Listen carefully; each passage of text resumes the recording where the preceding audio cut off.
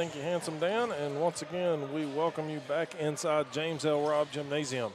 Next to last home game for Tennessee Wesleyan basketball part of the season, as they will take on Columbia College Koalas. Yes, the Koalas. You heard that right. A unique mascot here in college basketball, college athletics, but Columbia making the trip over from Columbia, South Carolina. The first year of the men's program, they've got a familiar coach at the helm there in Jake Deere. He spent quite a bit of time in the league at Point University previously. Of course, Wesleyan features a player, Nashawn Jones, number 3 for the Bulldogs, that played for him at Point University for a little while. And so a little full circle moment. So both teams with new coaches this year. Tennessee Wesleyan, Randy Casey in his first year, assisted by Jaron Tall in his first as well, as he has the Bulldogs currently coming in tie for 6th place in the conference. They're 10-12 overall, 9-8 in the conference. The Koalas 13-13 overall in 11th spot. They were preseason 12th, so a little bit better than they projected. They need to add some wins and need some help to where they could get into the top 10, because the top 10 in both the men's and the women's standings will punch their ticket to Kingsport and the Meadowview Center up there in Kingsport off of Interstate 26, as they will play the conference tournament up there. Have done that for a number of years now.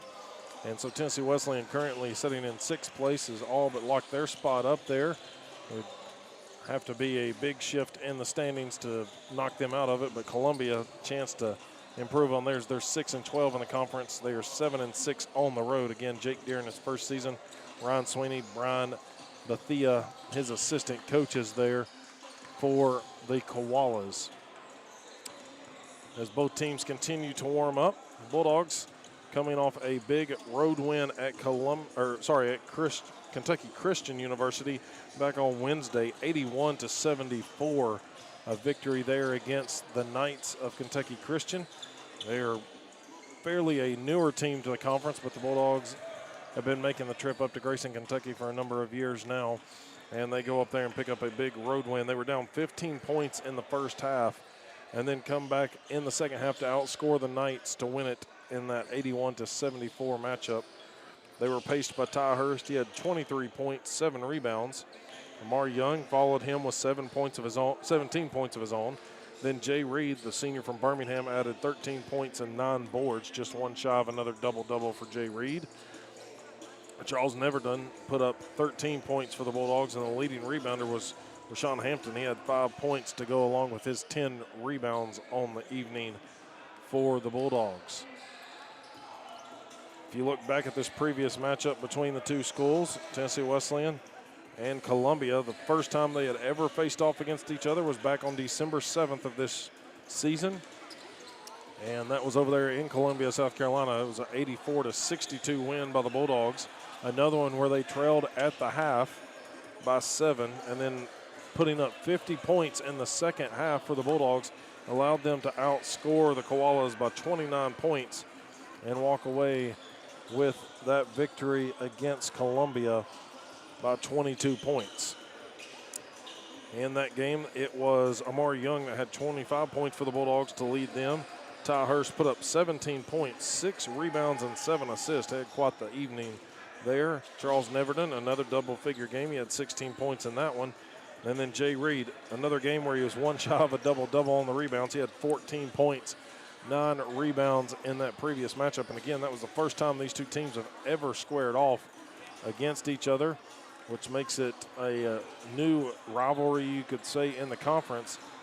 Coming into today's matchup, there is at least one player in the top individual statistics in this game, but it's going to be the guy for Columbia, and it's going to be Nakia Johnson, the junior forward, number 41. He averages 8.8 points a game, but he shoots just under 60% from the field on the season. 59.9% puts him at second in the conference for the Koalas, sitting behind Lockhart from Johnson University, who shoots 62% from the field. No other players in this matchup, at least in the top 5 of those categories for either team. But the Bulldogs do have several double-figure scores, as do 2 for the Koalas. They have 2 that average in double figures. Those include Thomas Whitley, who averages 11 for the Koalas. And then that previous matchup with the Koalas, it was Whitley who paced the Koalas with 12 points. He had 5 rebounds in that one. And then 10 points by Tay Burton, number 5. He had 4 rebounds as well. And Burton averages 7.6 points per game for the Koalas and Coach Jake Deere. Again, our next to last broadcast from James L. Robb. We'll be back here next Saturday afternoon, same times as Truett McConnell comes to town for Senior Day. But there's a lot of business to take care of here today as Tennessee Wesleyan gets set to square off with Columbia College. Let's go ahead. Let's take a 30-second break, and then we'll bring you back with some starting lineups back in 30 seconds.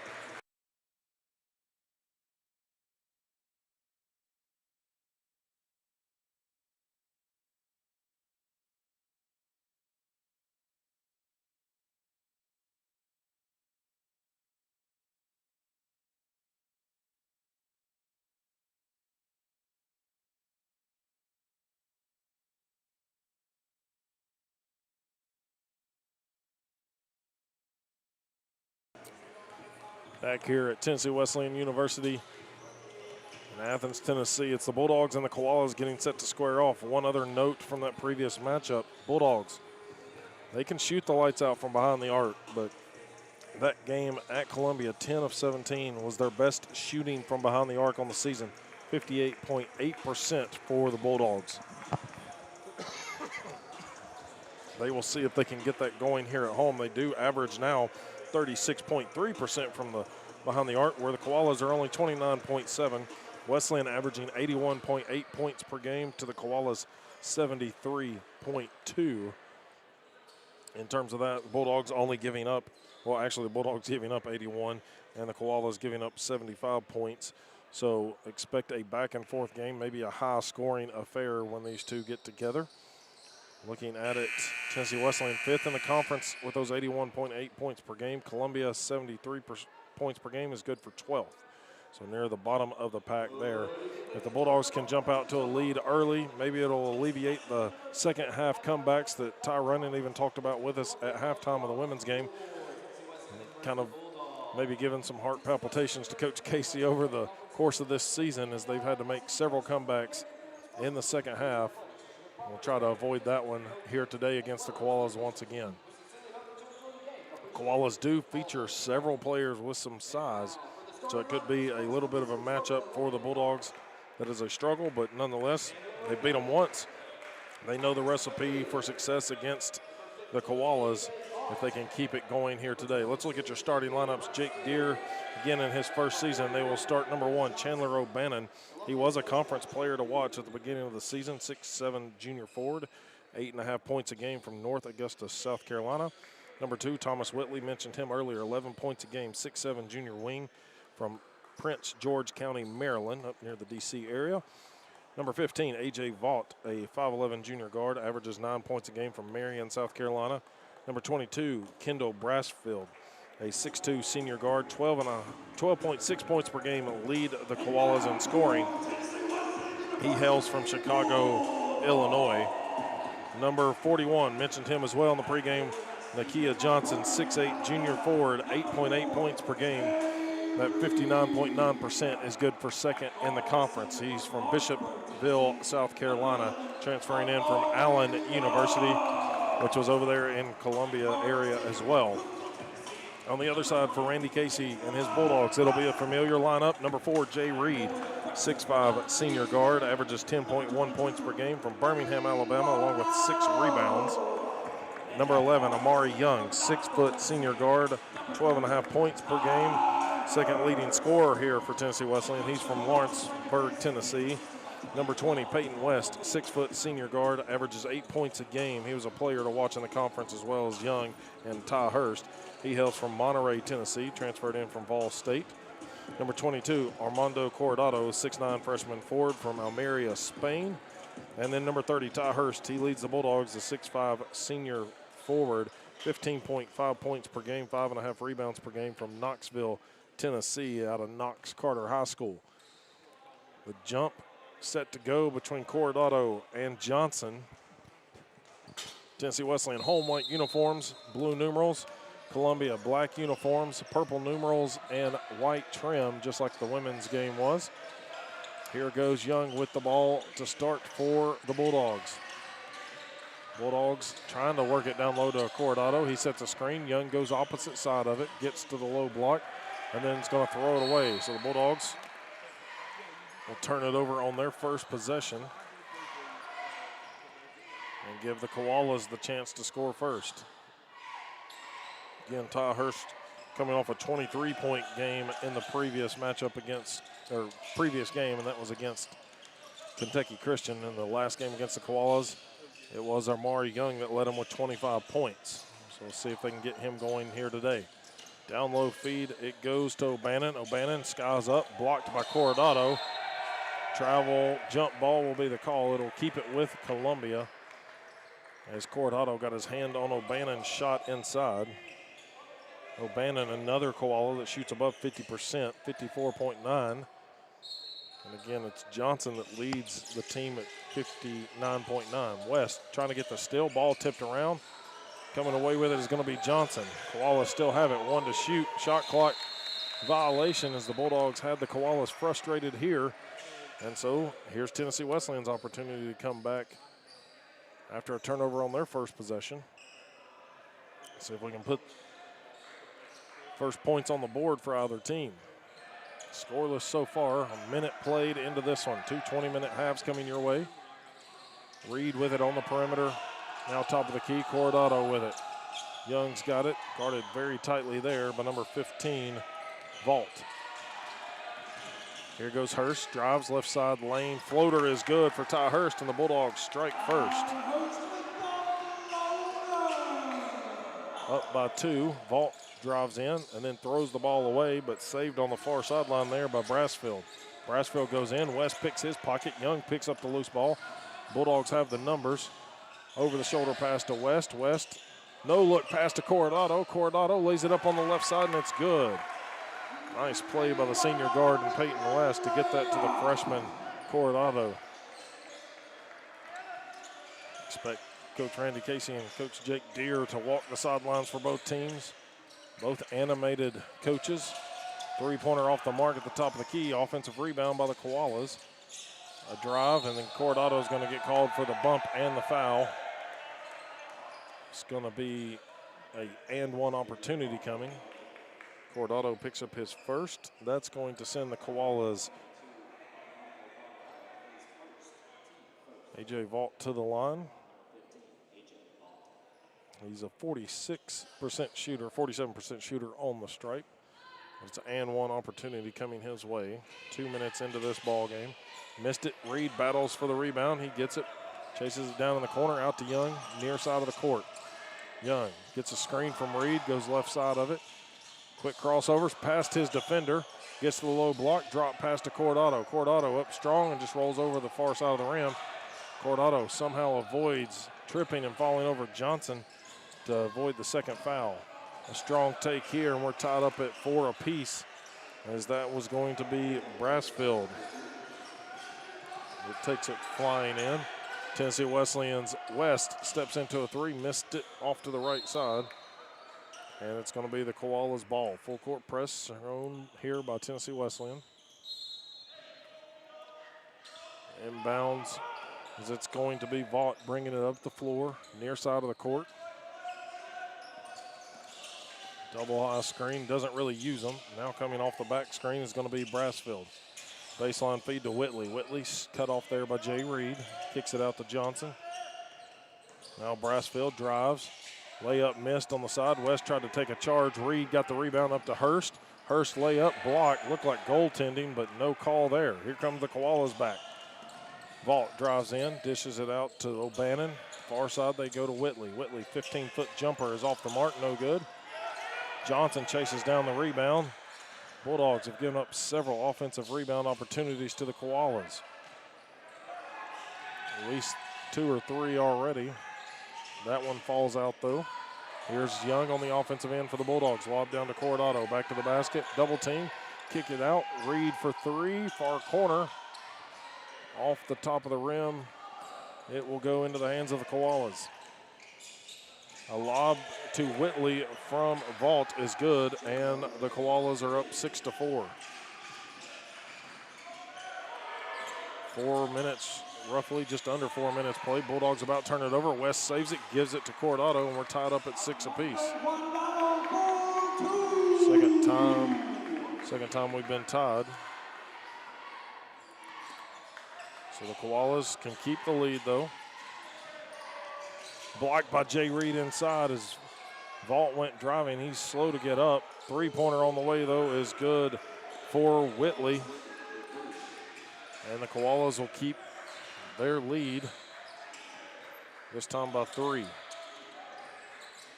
Drive by Young, right side, high off the glass. Couldn't get the shot to fall. Hit the deck as well, but Koalas will have it. Chance to extend their largest lead of the ball game. Wesleyan led it by 4 early.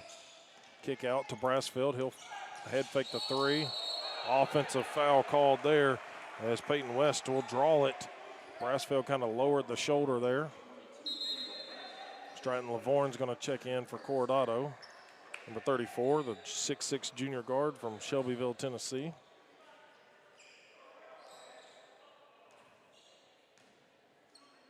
Here's Young bringing it up the court. Gets across the time stripe. 15 minutes to go. Here's Hurst, gets free, goes to the left side layup, blocked hard by Johnson, hit the deck. Now Young steps in, gets the steal. West picks up the loose ball. Bulldogs have a one-person advantage.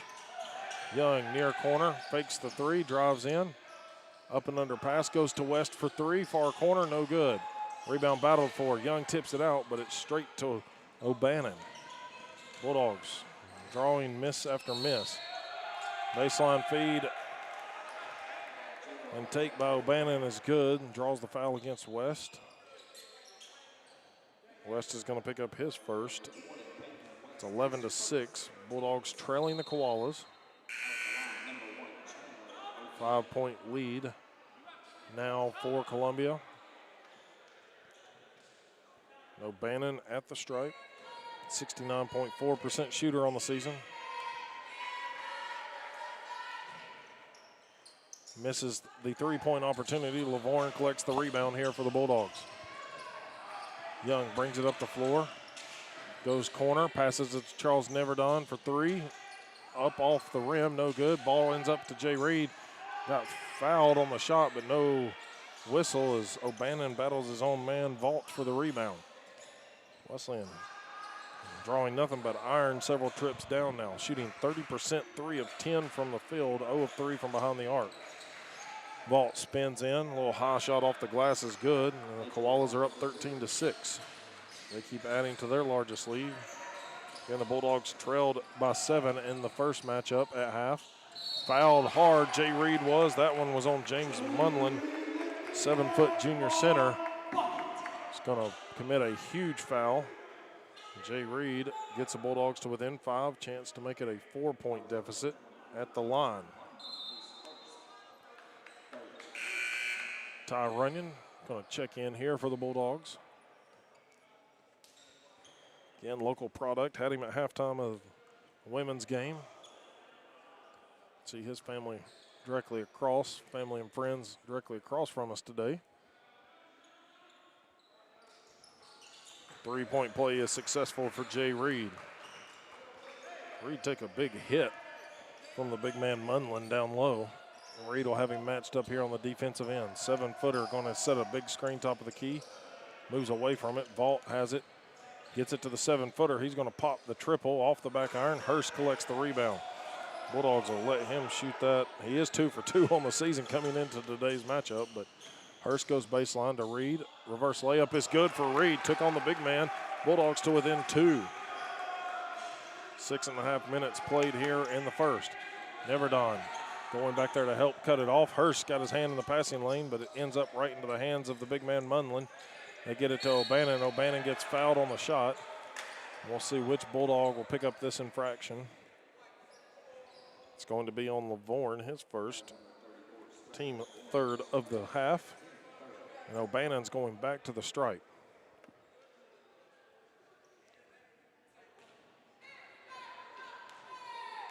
Bulldogs still 0 for 4 from behind the arc. O'Bannon misses another free throw here.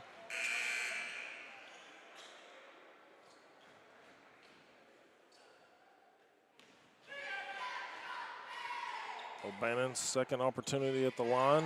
He does convert this one. 14-11. 3-point game. Yeah, Runyon gives it to Reed. Reed takes O'Bannon off the dribble all the way in. Strong take, missed it, gets his own board, puts it back, and it's out of bounds off of O'Bannon, who's still laying on the baseline. So the Bulldogs will keep the possession. 15 seconds to shoot on the clock.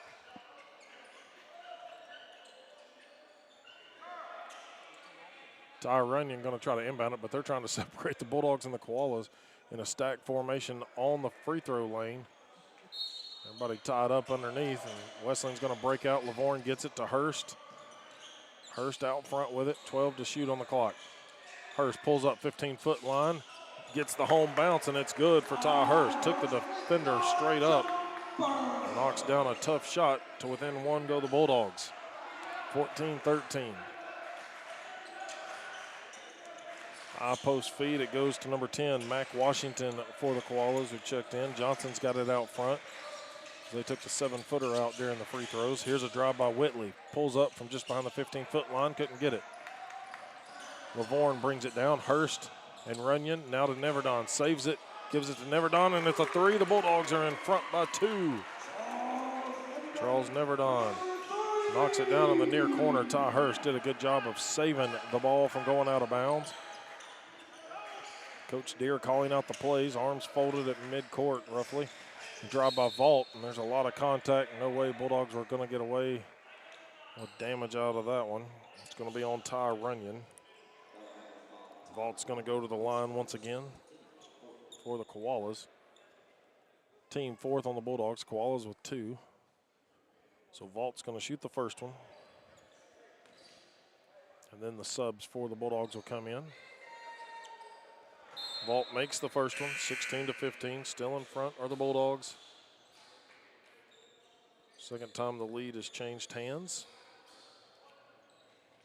Wesleyan's going to get number 2, Carradine Hardrick, the 6'5 junior guard in from Deltona, Florida. And number 10, Rashawn Hampton, 5'11 freshman guard, as Vault makes both free throws, and we're tied up at 16. Third time we've been tied. Bulldogs can keep the lead in their court, though. Here's Neverdon, drives inside, skip pass out to Lavorne. Runyon, top of the key. He'll drive in, trying to flip it outside to Hampton, couldn't get it. Now the outlet up to Vault. Vault drops it back to Johnson, and Johnson slams it home for 2. Coach Deere wants to talk it over as the Koalas have regained the lead. 30-second timeout on the court. We'll be back in 30 seconds.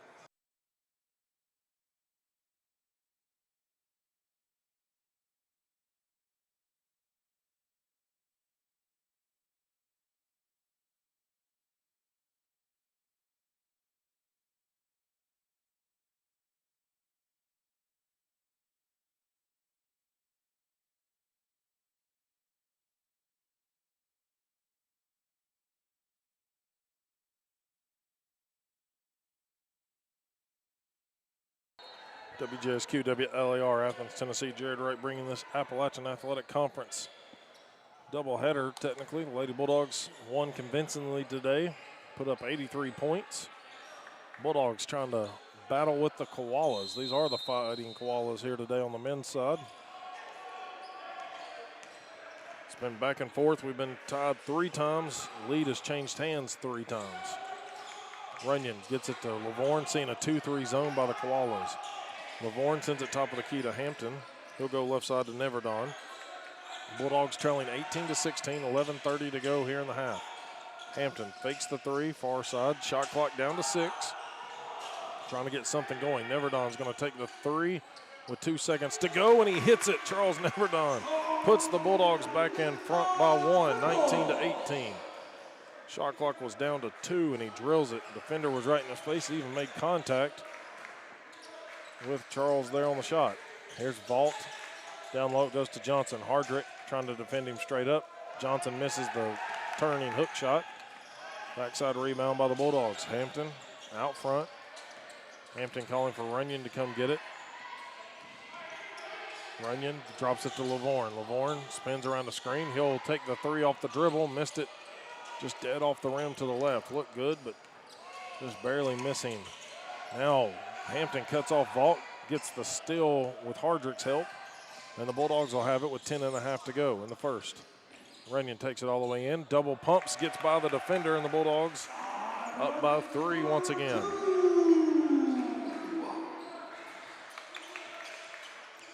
It's going to be Vault to bring it up the midcourt. Drops it over to Washington. Back to Vault it comes near side. Baseline feed on the curl from Brassfield. Going in, O'Bannon got hit hard. No whistle there. They'll kick it back out. Shot clock at 8. And then a foul on the shot. Hampton commits the foul there. And Coach Casey agrees. Says, yeah, unfortunately you did. It's going to be a 2-shot foul. It's going to be number 10, Mac Washington, one of 4 seniors for Coach Deere from Marion, South Carolina out there. 78.8% shooter from the charity stripe on the season.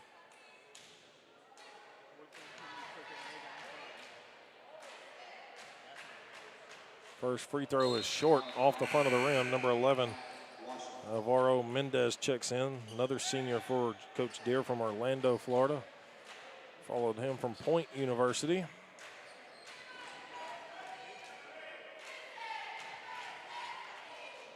So Washington's second free throw is in there. 21-19. Bulldogs still in front by 2. 10 minutes exactly to go. Here's Runyon. Between the legs dribble. Goes by Hardrick's screen. Now to Hampton. Comes off a back screen. Three-pointer launched. In and out that one went. Bulldogs trying to tip it out. It comes straight back to Neverdon off the Koala's hands. Hampton passes up another 3.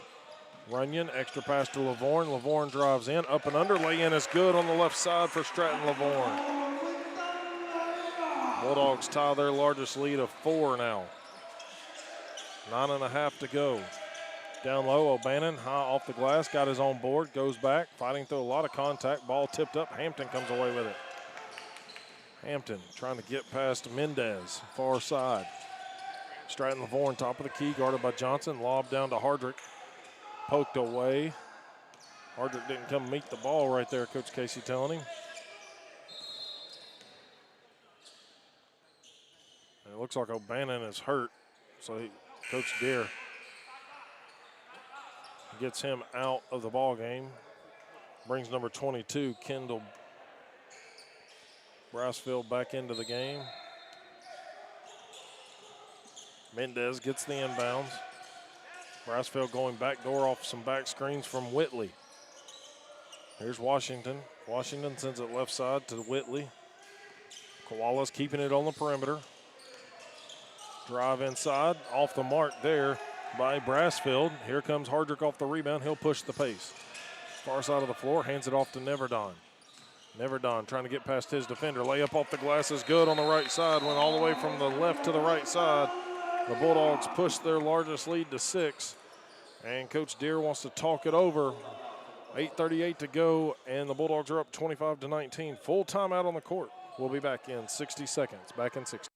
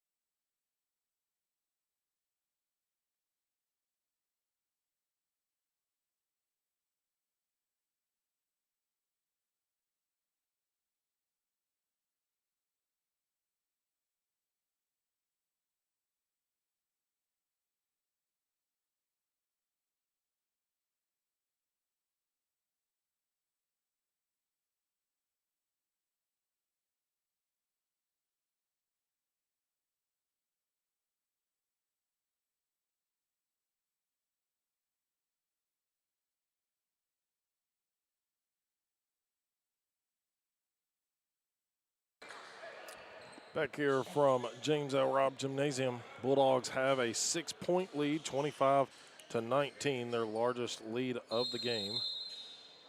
Forced the quick timeout by Coach Deere. His Koalas have the rebound, or have the ball, coming 94 feet. Runyon going to pick up Vault in the backcourt. Hands it off to Brassfield. Amari Young coming back to the scorer's table along with Jay Reed to sub in. Down low feed. Johnson traveled with it, gets the hook shot anyway to fall. Shuffled the feet while the ball was in his hands, but no call there. Still a 4-point game and advantage for Tennessee Wesleyan. Runyon gets a screen from Hardrick. Now Hampton as well. Runyon drives into the paint. Flows through there, and the left hand is good. 6-point lead once again. Good take by the sophomore from McMinn County High School. Runyon guarding Vault tightly, gets a hard screen. Hardrick tries to block Vault's lay-in, but Vault answers right back just as quick. Back and forth they go, exchanging buckets. 27-23, 7:40 to go in the half. Hardrick goes left side, drops it to Hurst. Bounce pass feed to Neverdon, now to Hampton. Corner three for the left-hander is good. Bulldogs up by 7 after the three in the corner. Under 7.5 we go. Far side, Vault with it. Vault circles around the baseline, then kicks it back out front. Three-pointer on the way by Washington, off the mark. Long rebound collected by Hurst. Hampton in transition. Hampton goes up, reverse layup, no good. Neverdon gets the offensive board and puts it right back up on the right. 9-point lead, 7:01 to play, and Coach Deere wants to talk it over once again. It's another timeout. Bulldogs up by 9 with 7:01 to go. We'll be back in 30 seconds, back in 30.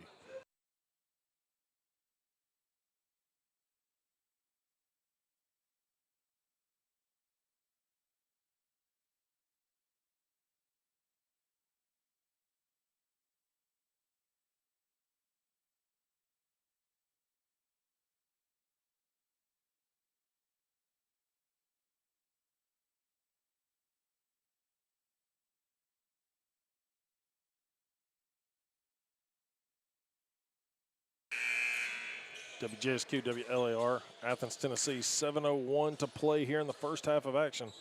Bulldogs trying to pull away. They're up by 9 now after the Charles Neverdon offensive rebound on the miss by Hampton. Young and Reed check back in. They'll join Hampton, Neverdon, and Hurst. Out there for the Bulldogs. 32-23 the score. Wesleyan in front. Had 4 lead changes, been tied 3 times. Vault left wing with it for the Koalas. Top of the key, it goes to Washington off a back screen. Now back to Vault left wing. Hampton right there with him, step for step. Shot clock down to 11. Down low. Going up strong was Washington, and he'll make the lay-in. As Wesleyan was kind of slow to get coverage on the backside of the play. Still a 7-point lead. Hampton with the ball, gets a screen from Reed. Step back three, off the mark to the right. Nobody there to rebound for Wesleyan. Brassfield's going to pull it quickly up the floor, gets it over to Washington, trying to go for 5 points in a row, missed it. Rebound tip straight to Hampton. Hampton over to Neverdon. He'll pop the three. This one from the right wing is good for Charles Neverdon. And the Bulldogs have a 10-point advantage. First time we've been in the double digits tonight for either team. Vault bounces it across the top of the key to Washington. Vault now has it back again, goes down low to Johnson. Over the shoulder pass, lost it on the way up. Was Washington, now Neverdon in transition. Goes up and slams it home before Whitley can get to it to block it. 12-point lead for the Bulldogs. Charles Neverdon can knock it down from outside, but that time he rises up for the two-handed slam. Here's Brassfield going all the way in. Ball tipped up, no good. Johnson trying to fight in for the shot on the offensive board once again. And it's good for the Koalas. 5:26 to go here in the first half. Bulldogs getting out rebounded now 18-14. Giving up 9 offensive rebounds to the Koalas. Here's Hurst, double high screen. Wanting to get it down to Reed, working against Johnson. Back to Hurst it goes, pump fake, he'll drive. Hurst kicks it Young, right wing for 3. That one looked good, but it's off the back iron, straight to the hands of Vault, who's going to push the pace. Neverdon cuts it off. Nope, they're going to call the foul on Charles Neverdon. Looked like he had just been able to steal the ball off the right hand of Vault.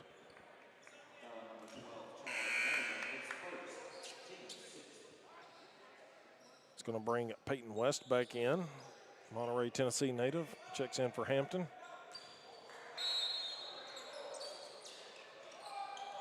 Lob in straight. Nobody picked up Brassfield, and he lays it in easily. Under 5 we go. 8-point game, 37-29. West gets it back in the corner and steps out of bounds on the far sideline. Bulldogs getting a little careless here with it. 4th turnover. Shooting 51% from the field. Koala's 39%. Both teams shoot in the mid-40s for a season average. Vault Euro stepped through the lane and he traveled with it.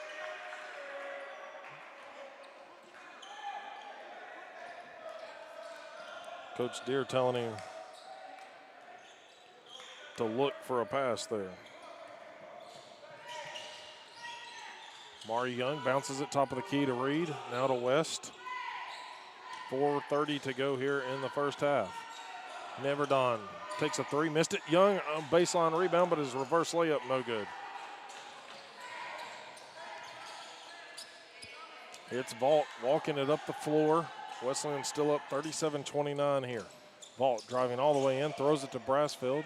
Missed it, has to go get it. Goes driving in, little up and under move is good. Kendall Brassfield has kind of been the koala to keep him in it right now. Young gets to the right block, looking for help out. Gets fouled underneath by Vault. Slows the pace for a moment. Vault's going to pick up his first, Koala's 3rd of the half. Ty Runyon's coming back in for the Bulldogs, Neverdon.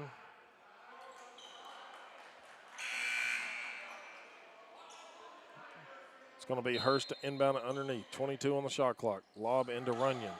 Back to Hurst it goes. Hurst working against O'Bannon, trying to get free. Fadeaway in the lane is good on the spin move by Hurst. 8-point advantage once again. 3:40 to go in this one. 39-31. Vault looking, trying to pass it to his teammate, number 5, Tay Burton. First time we've seen him today, 6'2" junior guard. And they throw it away. He's from Lafayette, Alabama. Went straight through his hands out of bounds, far sideline. Bulldogs will have it. 20 seconds on the shot clock since they take over in the front court. Young caught it in the back court. He'll cross half court with it now. Drops it to Runyon. Runyon dribbles it to the left wing, hands it to Hurst. Shot clock already at 8. Hurst glances up at it, drives, strong left side, gets fouled on the shot. And O'Bannon brought the hand down. Make sure it's going to be on number 1, but yep, that's who the foul is called on. His first, team 4th of the half. And so Ty Hurst will step to the line here for Tennessee Wesleyan. Ty with 6 points on the night, 4 rebounds, 3 assists. He misses that one well short. Halftime, we'll have Anna Crowder join us for an interview from the women's team. Local product as Ty Hurst makes the second one. Anna had a double-double, 20 and 13 tonight. Talk to her about that success. Second free throw is good, so it's 40-31. A take by Brassfield is good as he goes up and under. Another reverse layup for him, 40-33.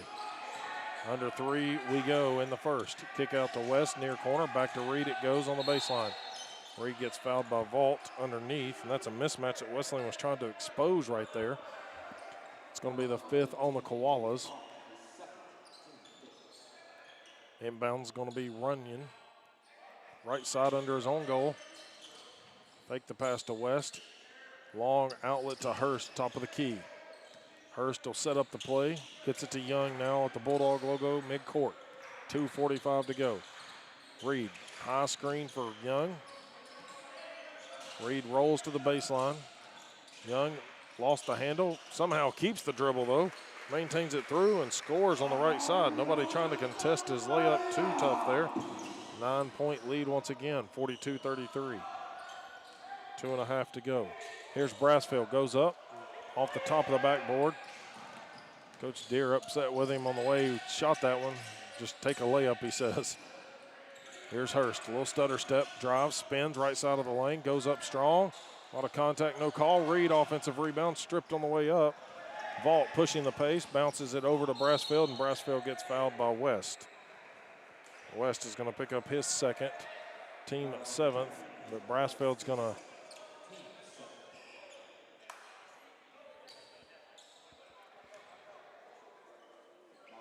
Coach Casey now talking to one of the officials, seeing if he can get some calls his way. It's always funny to watch the interactions with the officials from each coach and see which one can appeal the best. But again, like broadcast partner Tyler Saltzman said last night, there's never been an argument that overturns a call, or at least a foul. At least Cordado back in here for the Bulldogs. He'll replace West, who has 2 fouls with 2:03 to go. Hurst will switch places there as Cordado will go in for the rebound. Brassfield makes the first one, second one on the way up, and it's in there, nothing but net. 42-35, 7-point game once again. Under 2 we go. Here's Reed, middle of the floor. Hurst, far corner. Thought about the baseline. O'Bannon cut that one off. Here's Young, top of the key. Stutter step, driving through, drops it to Reed. Reed, layup on the left side, too strong, comes off to the right. Here comes Brassfield. Brassfield drops it there to Burton. Burton, sky hook in the lane is good, and it's a 5-point game. Bulldogs gonna have to answer something here offensively, or it could be a 1-possession game in the final minute. Reed, top of the key, it goes to Runyon on the pass, over to Hurst. Hurst fires the corner 3-pointer, and it's in there. Ty Hurst, a little gut check there, puts the lead back at 8 for Tennessee Wesleyan. Ends the 4-0 run by the Koalas right there. Here's Vault, though, go inside, kicks it O'Bannon for 3, near corner, airballs it.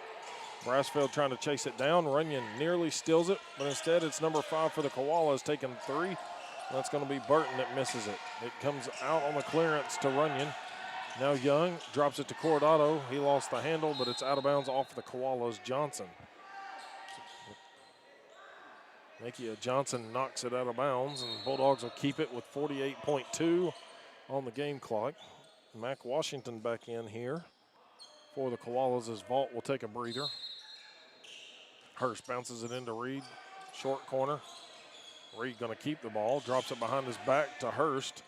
Hurst drives, 15 to shoot, bounce pass feed to Cordado, had Johnson boxed out. Layup rolls around the top of the backboard and out of bounds off of, looks like Brassfield based on the reaction. Cordado and Johnson were battling underneath pretty hard, pushing each other around. 2 big guys down there. Both of them listed at 6'8", 6'9" category. Bounce pass once again goes to Reed in the corner. 7 to shoot. Reed trying to back down Washington. Reed spins. Little sky hook is good for Jay Reed inside. 10-point game once again. 20 seconds now to go as they cross half court with the ball in Burton's hands. Young right there on him. High screen from Johnson. Burton goes left side of the paint. Jump stops in the lane and travels with it. Shuffled the feet after the jump stop. 12 seconds exactly. Wesleyan leading at 47-37. Chance to match their largest lead of 12 or even extend it by 1. Young going to step back for 3. 5 seconds to go. Missed it. Cordado got the rebound. Kicks it out to Reed. He'll fire the 3. And that one's off the back iron. No good. But at the end of the first half, the Bulldogs will take the 10-point lead into the locker room. 47-37 over the Koalas. Back and forth early. The Tennessee Wesleyan has had the double-digit lead for a majority of the second half here against Columbia College. Again, telling you the halftime score before we take a break. Tennessee Wesleyan 47, Columbia 37. We'll be back in 2 minutes. Back in 2 minutes.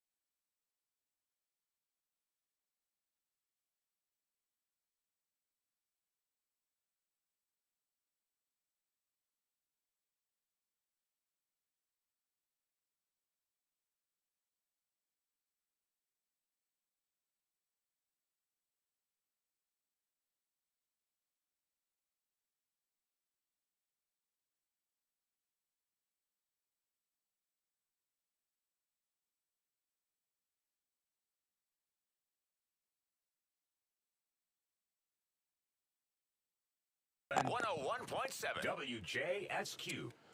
Back here from James L. Robb Gymnasium, where it's halftime of the men's game, 47-37, the Bulldogs in front.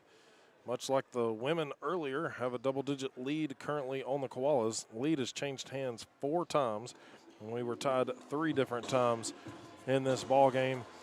And back and forth it was early on. Columbia had the lead for the first 7 minutes roughly, and then Wesleyan took it back over at 11:15 remaining in the first half, 19-18, and have not looked back. They've had it trimmed down to 4 a couple of times, but then they've hovered around the 7 to 9 point differential against the Koalas. They just recognized Jade Wilson, one of the senior cheer, or the only senior cheer member this season, and went ahead and had her senior day this afternoon. But next week will be senior day, and that leads us to the conversation with one of those seniors that'll be recognized, unless there's some eligibility left and she's going to stay another year. I don't know. You never know with all the crazy years with COVID year and eligibility and stuff like this. You never know what year somebody technically is. But Anna Crowder joins us, a Decatur, Tennessee native, so just down the road a little bit. Mm-hmm. But we've talked to you before, I think also with your twin sister Ella, and I think Allison's over there, mm-hmm. Your older sister's over there. So Allison's had to talk to us in the past as well, and I've actually she's helped me broadcast some of your all's games back in Meigs County days. Allison mm-hmm. helped me when we would pick up here on WGSQ, cover Meigs County postseason runs and fill in for Johnny Kaufman there a couple of times. And so when he was doing it, and so I've gotten to work with the Crowder sisters a couple of different ways there. But nonetheless, Anna, first off, let's talk about this. A huge game for you tonight, another double-double for you, 20 and 13. And Coach Smith was raving about you in the post-game interview with us, and just talking about how much of an example you set for this ball club as a senior, and mm-hmm. was talking about how even at halftime you were asking questions about, okay, we need to make extra passes, we need to do this. And just kudos to you as a senior. You're still trying to learn. Thank you. What is it about you? Has that always been something with you that you continue to try to learn even late here your senior year? Yes. I just always want to learn more and just play as a team and play whatever role I need to play, whether that's scoring, whether that's passing, whether that's just playing defense. Everything's important, and I think a lot of people need to realize that. And I think a lot of people will realize that, and that's why I just was asking questions and just trying to get a better view at things. Obviously, I know at Meigs County you played for your teammate J.C. Powell's dad, Jason Powell. Yes. And y'all had a great run there. But even in high school, you played some of the post a little bit. But you were a ball handler. You're not just listed as a 5'9" forward. Usually, you kind of think that's going to be down in the post a little bit for you all. But there's nothing for you to pull down a rebound and just bring it up the floor. How comfortable are you with just handling the ball like that? Not as comfortable as Jason, but I'll just get it, and I just think too fast, and I'll just run with it. Not necessarily that I just want to handle the ball at all times. I just think so fast. But I think Jason's amazing at it.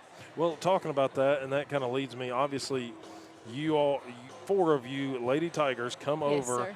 As freshmen. You don't have to call me sir. It's all right. Make me feel much older than I am. But you all come as a package deal. Coach Jeff Rice, former head coach, now over the golf team, or just coaching golf now. That's what he loves that too. But you all, easy recruiting, I think, for you all to come as a package deal. But what has that been like for 8 years getting to play, and even probably more than that, playing with the same group of girls? I just think it's so sweet. We've just grown up together. We're basically sisters at this point. We've spent so much time together, and I think that's what makes us special, because when we go out on the floor, you can just tell how much we want to play, not just for us, but for each other more. And I think that's important. Obviously, I talk about the package deal with you and the 3 others from Meigs County. Of course, that package deal, I think, might have been even easier for him to recruit you and your sister Ella together. How was that decision? Twin sisters coming together, was that the plan the whole time, or I think that was I think that was part of the plan, especially when Allison got there. I just feel like we all knew what we were going to do as soon as we graduated. I know we've talked about this before, and I've asked you and Ella, or Alexis and Sierra, but 2 sets of twins on this team. Yeah, it's crazy. For the last 4 years. It's kind of hard to imagine that I joked with Coach Ross and on the air and off the air, like he saved money on the recruiting budget for a couple of years there where he was recruiting the twin sisters. But that's kind of a neat. How has that aspect been as the 4 years have gone on for you all? I think, again, it's just super sweet and super cool because their dynamic is basically the same as ours, and nobody else will understand it unless you're a twin. So, I mean, I think we just carry that out on the floor, but also in the locker room. It's really sweet. Obviously, with a bunch of you all playing high school ball together, and then there's still Abby Barr was a Sweetwater Wildcat, so a little rivalry. We've had that joke lately of there's no Chargerettes at least right now on the team. Yeah. There could be some. And Meigs County, McMinn Central go back and forth in rivalry, of course, common district opponents, and it's usually been them and the Chargerettes in the postseason, region finals, stuff like that. But has there been any growing pains even at the collegiate level for you four kind of working together? Or has it been kind of smooth sailing, you think? I think it's been smooth sailing. I just think that we've all had to play different roles at different times, and I think that's what's good about us four is we're like each other's biggest cheerleaders. So it doesn't matter what role each one of us plays each game. We'll always like cheer for one another and be there for one another in that aspect. Now, is anybody afraid to challenge anybody, or is there one of you that kind of stands out of if somebody's not doing what they need to do, who sets the tone maybe out of the four? I might say a few things that I shouldn't say sometimes, but nothing personal. We all know when we say things not to take things too personal. Obviously, you've got a couple of other Lady Tigers that have joined you all here. You got Tally Lawson and Julia Howard, and they've been impressive as well.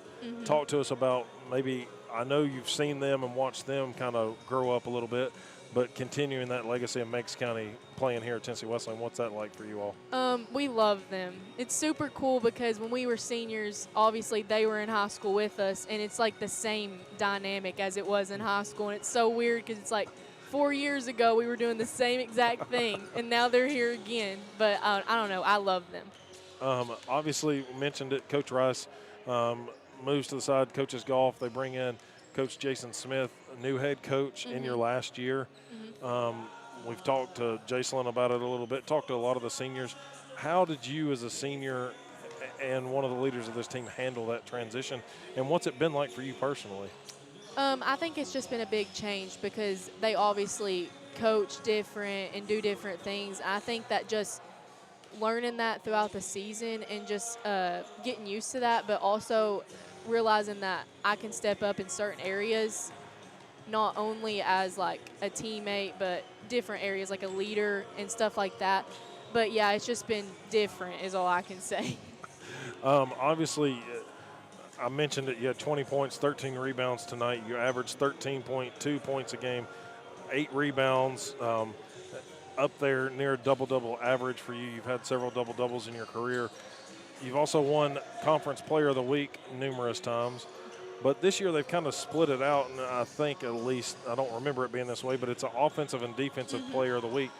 For you, which one do you pride yourself more on, offensive or defensive, and why? Defensive especially, because I think that with scoring and with games and like being a leading scorer, I don't think that that's the most important thing necessarily. I think that good offense comes out of really good defense. I like that. So I think that if we're busting our butts and putting the most effort in on the defensive end, offense will come easy.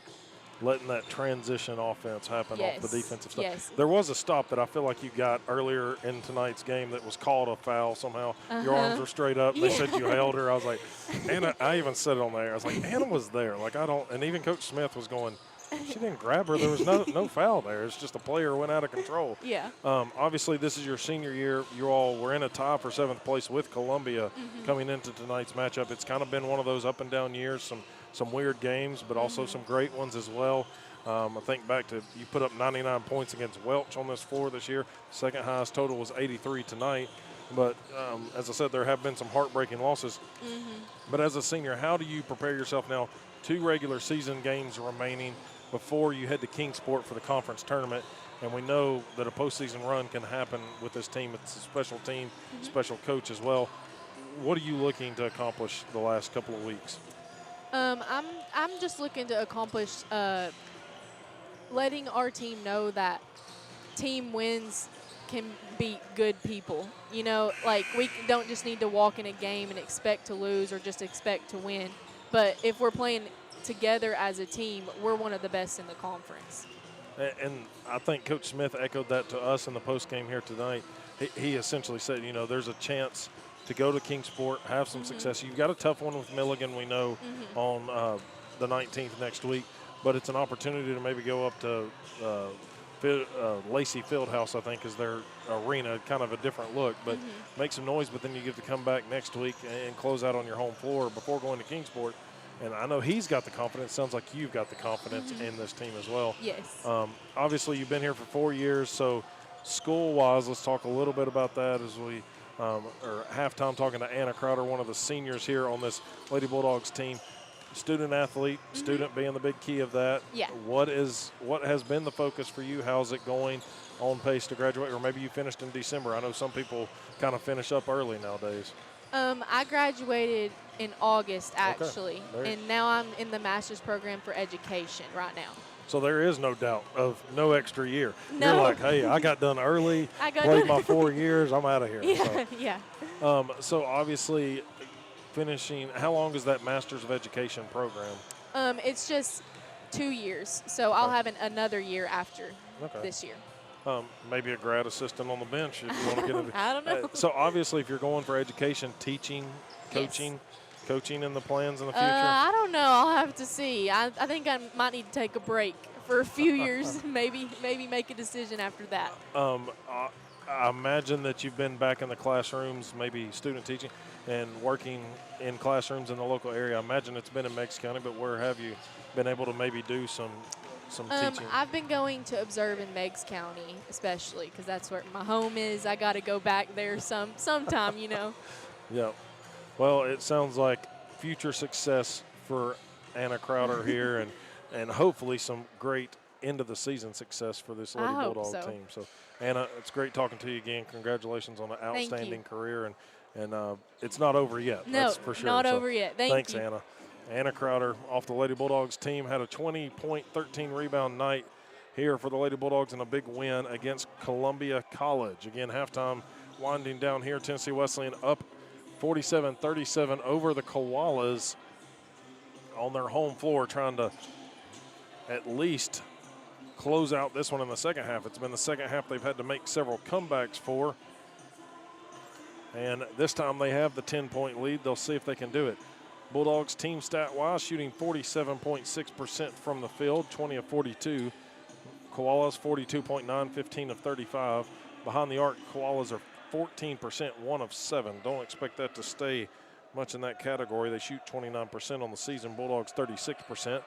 And right now they're at 31%. Free throw line 2 of 3 for the Bulldogs, 6 of 10 for the Koalas. Bulldogs have only turned it over 4 times, giving up 2 points. Koalas turned it over 8 times, giving up 9 points. Bulldogs out-rebounded 23-19 as Wesleyan gets started first on the offensive end like they did the first half with Cordado inside. And it's back to a 12-point lead to tie the largest. Tennessee Wesleyan also assisting on 9 of now 21 made shots. And they've gotten 4 steals to 0 for the Koalas. Koalas knocked down a shot on their first possession here in the second half. Back to a 10-point game. Leading scorer for the Bulldogs is Charles Neverton. He's got 15 points. A foul called inside on the shot by Reed. This one's going to be on 41. Kia Johnson. That's his first team first. Brassfield leads the Koalas with 10.6 boards. Ty Hurst has 10 points, 4 rebounds for the Bulldogs. Second leading scorer there. Jay Reed, 7 points, 4 rebounds. Ties Hurst for the leading rebounder. Now Jay Reed makes that basket, so at the free throw line. So now he's up to 8 points, 4 boards. 50-39. Tennessee Wesleyan in front. Still under a minute gone. And Wesleyan has a 12-point lead once again. Ties the largest of the game. Double teamed at midcourt. Koalas get it across the floor. Layup by Brassfield on the right side is good for their first or second point, sorry, in the trip, and still just now hit a minute played in this second half. So both teams already putting up a couple of buckets themselves. Young, top of the key with it. Feeds it over right side to West. West, Reed, Cordado, Hurst, and Young. Good take by Peyton West down the right side of the lane. A little high floater off the glass. And it's good. It's going to be Vault, Brassfield, O'Bannon, Whitley, and Johnson. Same starting five again for the Koalas. Vault trying to go in against Young. Young tried to draw the offensive foul. Couldn't get the whistle there as Vault was shoving him with the offhand. Back to a 10-point game. Coach Casey even showing the official that. Baseline take by Young. Kicks it to Reed, now to Hurst. Hurst going baseline against O'Bannon. Layup on the left side is good. Right in front of O'Bannon. And Bulldogs still. Each time the Koalas score, the Bulldogs will push it back to a 12-point game. Vault working it up the floor against Young. High screen coming for Johnson. Vault drops it back to Whitley. He'll take the three, short off the front of the rim. Hurst pushing the pace. Actually, he'll slow it down now right before he crosses midcourt. Hurst drives, looks to Reed on the baseline. Reed, no look pass behind the back to Cordado. And a foul on the floor. This one's going to be on Whitley. That's the team second, his first.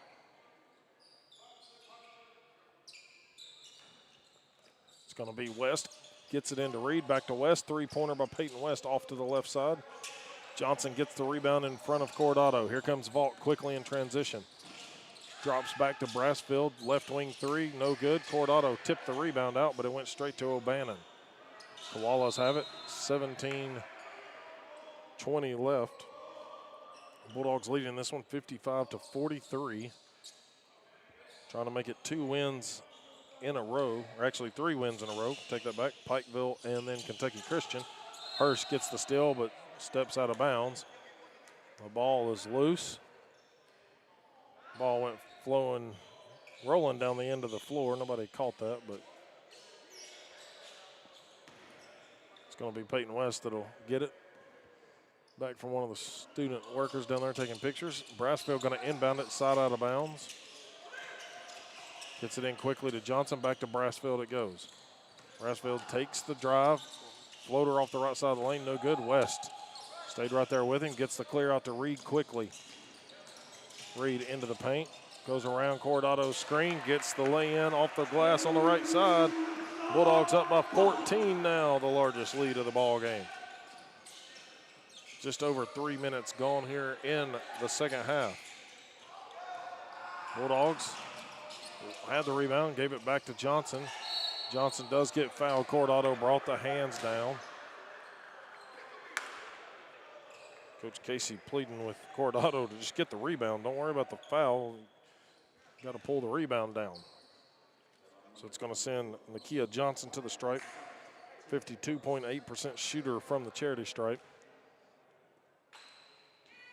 First free throw for him. Takes the ball back behind his head and makes the first free throw. Long shooting motion for him. It's going to bring Mac Washington back to the floor here as he will sub out for Thomas Whitley. Johnson, a long pause, spins the ball once over the top of the head, and the free throw is good for the big man. Unorthodox looking shot, but it works for him. He'll take 2 at the line. Here's Young, dribbles it to the left side of the floor, gets it to Hurst on the baseline. Hurst fouled hard by Johnson. Johnson just kind of, nothing intentional there, just overzealous. He and Washington, sportsmanship right there. Champions of characters, the NAIA models that. They help Hurst up to the floor, check on him. Here's Cordado off the lob, inbound from Hurst. Reed at the free throw line, dribbling around, spins to the left. Layup on the left side, just falls off the rim to the left. Picked up quickly, Vault going to push the pace, goes in, double pumps the layup, and the finger roll is good for him. 10-point lead for the Bulldogs. Quick pass down low to Hurst. Cordado clears it out in the lane. Lets Hurst score the easiest layup he's had all night. 59-47. Bulldogs lead it. 4 minutes played here in the second half. Drive by Vault. Kicks it over. Corner three-pointer is up and off the mark by Washington. Cordado gets this board. Wesleyan pushes it quickly to Jay Reed near side. West gets it back. West lobs it down to Cordado. Cordado spins to the back and dribbles it off his own foot.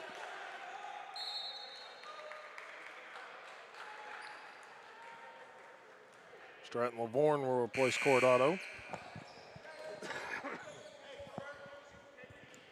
So the Koalas will have it. 94 feet to go. O'Bannon gets it into Vault.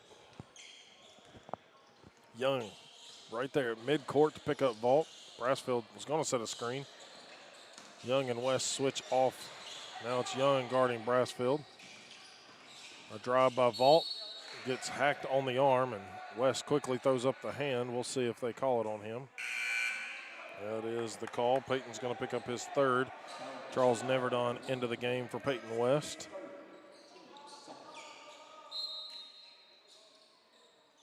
Lob into Brassfield once again. They scored easily off that play earlier in the game, and they scored again. And timeout on the court called by Columbia. 15:23 to go here in the second half. Bulldogs up 59-49. It's a full timeout. We'll be back in 60 seconds, back in 60.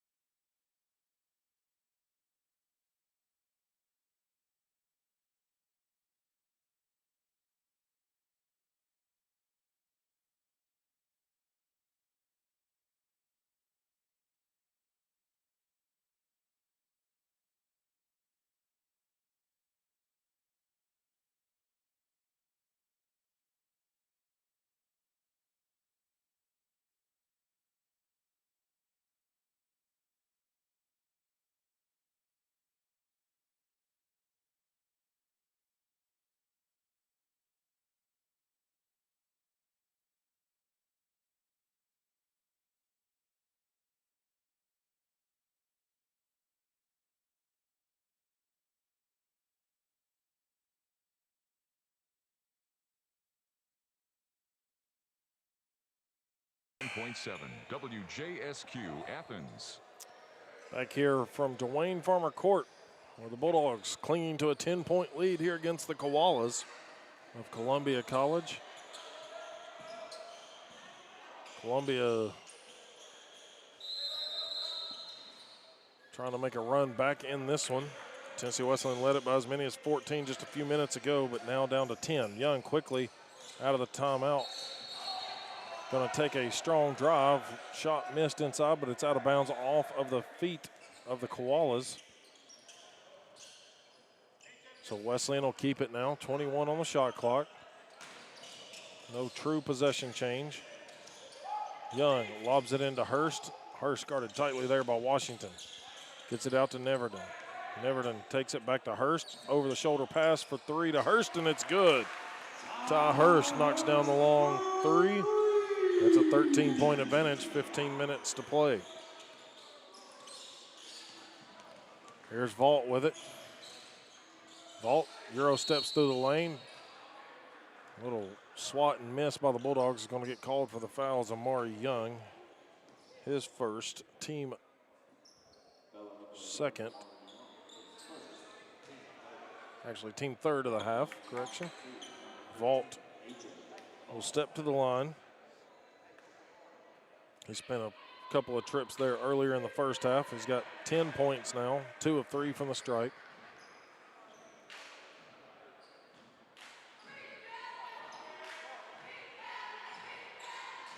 Misses it. On the second one, he got the first one. So 12-point game, 62-50. Wesleyan turns it over. Neverdon and Hurst couldn't get it corralled to each other, and it's going to be an easy lay-in on the opposite end for Washington. 10-point lead now for Tennessee Wesleyan. They just put it back up to 13, but 3 straight points for the Koalas. Here's Reed, top of the key, steps inside the arc, takes a long two, and caroms off the front of the rim short. Rebound cleared out here to Vault. He'll go to the left side. Layup on the right side, no good. Rebound comes down to Johnson. He's going to get fouled by Lavorne on the putback. Shot was no good. Actually, they're going to say it's on Neverton, his second.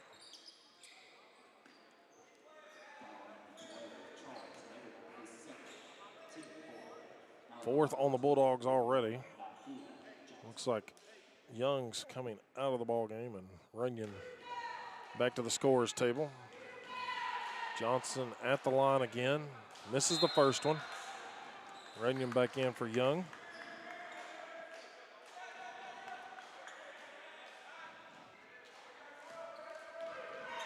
Ty Hurst getting the signal from Coach Randy Casey. They get set to go, and it's down to single-digit lead for Tennessee Wesleyan now, 62-53. 14 minutes to go in this one. Runyon out front, sends it right wing to Hurst. Hurst, screen from Lavorne, goes left side of it. Back to Reed. Reed steps into a three-pointer, too strong off the back iron. That one's collected by Johnson. The Koalas on a little bit of a run of their own here. 4-point run at least. Wesleyan trying to get a stop here.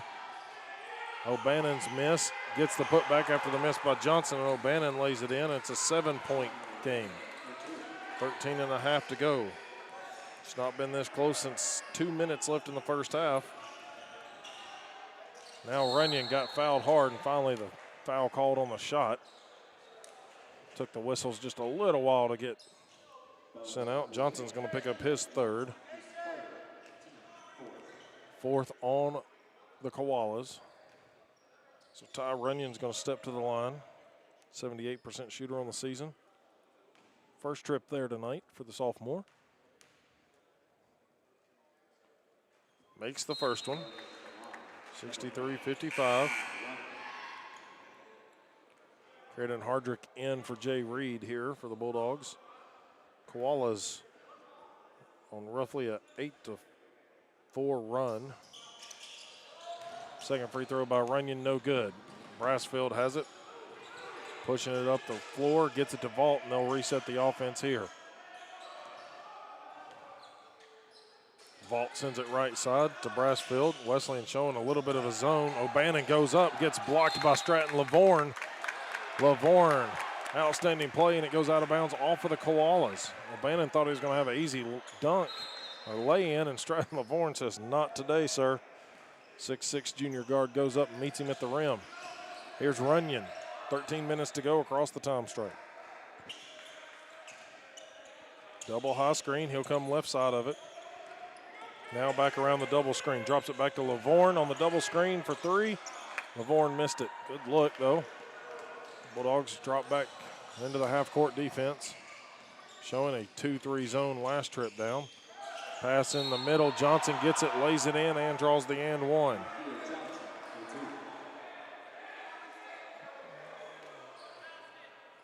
And that's going to be on Ty Hurst, his first. Bulldogs fifth.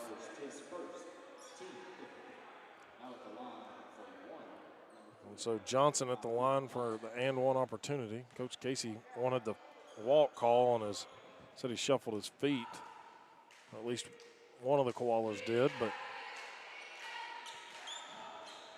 free throw by Johnson is good. 63-58. Now a 5-point game. Just 2 possessions separate them. Wesleyan can push it back to a 3 possession deficit. Here's Neverdon with it. Brassfield had it. They were tied up. No call there and no walk called. Top of the key, Hardrick now gets it from Runyon. Shot clock down to 10 here for Tennessee Wesleyan. Runyon between the legs, goes to the right side. Euro step in the lane, missed it. Block gets his own rebound. Shot is good as the shot clock was going down. Ty Runyon stays with it. Pushes it back to a 7-point lead. 65-58. Wesleyan in front of the Koalas. 2-3 zone for the Bulldogs. A little bit of a smaller lineup going with the zone. Vault has it deflected out by Runyon. Good hand in the passing lane there. Shot clock at 10. 11:47 to go here in the second half. Inbounds coming from Vault underneath. And now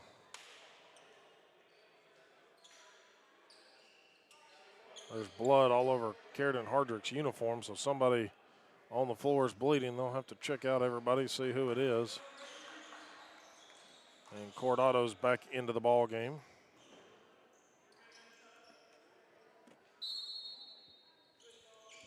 Hardrick will be tended to by the trainer. Wesleyan forces the missed pass. Here's Runyon with a loose ball across midcourt. Neverdon has it, goes into the lane, finger roll no good. Cordado trying to battle for the rebound, but it's O'Bannon that gets the tip out. O'Bannon over to Brassfield. Runyon came flying in to try to block it, but couldn't do it. 5-point lead still for the Bulldogs, though, 65-60. 11 and a half to go. Here's Cordado. Lavorne bounce pass to Runyon on the cut. Tipped away, but he'll keep possession of it. Wesleyan will back it up. Now 12 to shoot. Runyon takes it left side of the lane. Spins into the middle of the paint. Drop pass down to Cordado. Big move in the post, and Cordado, the Spaniard, makes it. Just used the size advantage there on the smaller guard and bodies his way up for a layup. Under 11 minutes we go here, 67-60. Bulldogs trying to keep the run of the Koalas in check. Runyon may have got a hand on the shot by Brassfield. He missed it. Now he's going to pick up Runyon in the full court. Trying to poke it away, he does. Brassfield goes in for the layup, and it's good. 67-62. 10 and a half to go here in the first half, or in the second half, correction. Lavorne helping out Runyon in the backcourt. Runyon waiting to set up the play, gets it to Cordado between the circles. Now Lavorne on the right wing. Hurst comes off a back screen, gets the ball, right side of the paint, looking for help.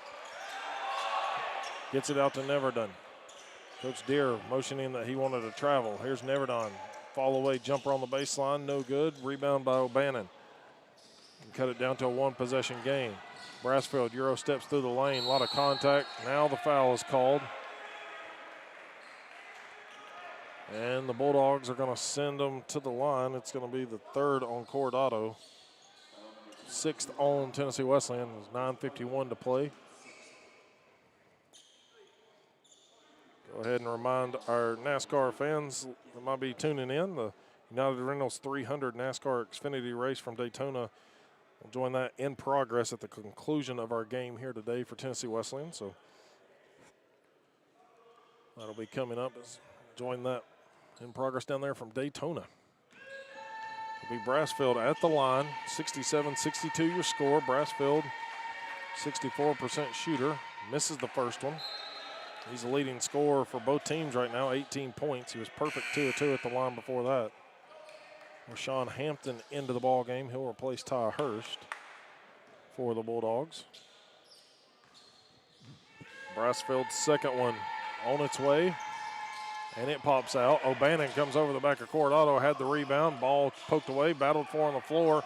Now it's still on the floor. Runyon gets a pass deflected into his hands. Good heads-up play by Runyon. Runyon trying to get free of Brassfield. Bulldogs are kind of hanging back defensively with Hampton and Lavorne just to make sure if the ball was turned back over. They had some help defensively. Lavorne gets a screen from Cordado, top of the key, pulls up. A long two is good, and the foul is coming his way. Stratton Lavorne, what a pull-up right there. He's going to get fourth foul called on the big man, Johnson, Nakia Johnson. 7-point lead once again, 69-62 for the Bulldogs. Stratton Lavorne will step to the line, trying to make it an and-one opportunity. Lavorne with 4 points. Johnson out of the ball game. It may be him that was bleeding, kind of holding his hand awful funny there. Yep, I believe it is. Lavorne's three-point play at the stripe is good. 8-point game once again, 9:25 to go. Vault gonna walk it up the floor very slowly. Gets to 9:15 on the game clock, 20 seconds on the shot clock. Here's Brassfield working against Neverdon, pushing off a couple of times. Hampton just sticks his hand in there, swats it away, but it bounces right back to Brassfield. Now a missed take, and a foul not called there. Finally called on number 10, Mac Washington. And all the players starting to get into a scuffle.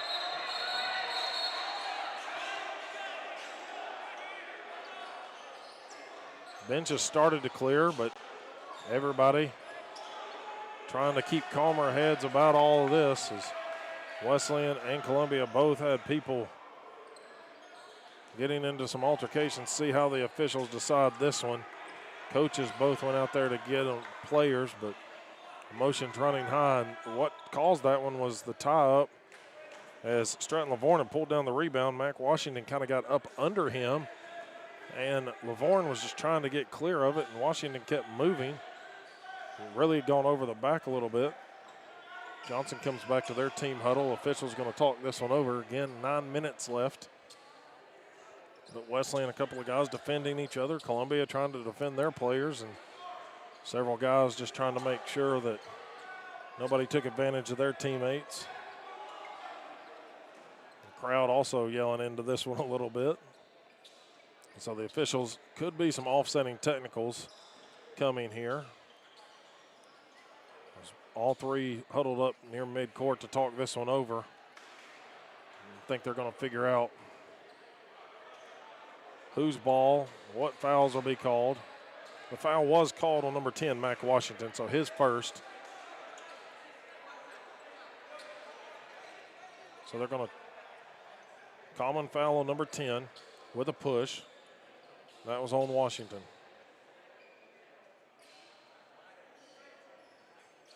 Black 10 with a technical foul, the official says.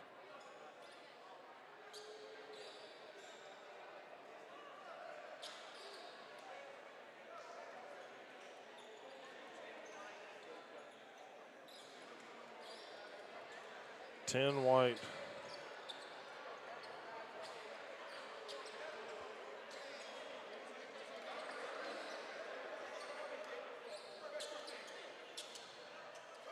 Now Coach Deere pointing fingers at Coach Casey's team, and Coach Casey arguing back. Sorry it got quiet there trying to listen in to the officials. And so we've got several technical fouls being assessed. We'll try to keep all this in line, and I don't know if I heard maybe ejections coming. So Mac Washington and Ty Runyon with fouls based on the score sheet. Ty Runyon's got a technical. Mac Washington has the common foul and the technical foul. I know there was something about number 5 from Black and number 10 from White. We'll see what is called here. So technical foul on 10 Blacks, or no, Norman Haynes.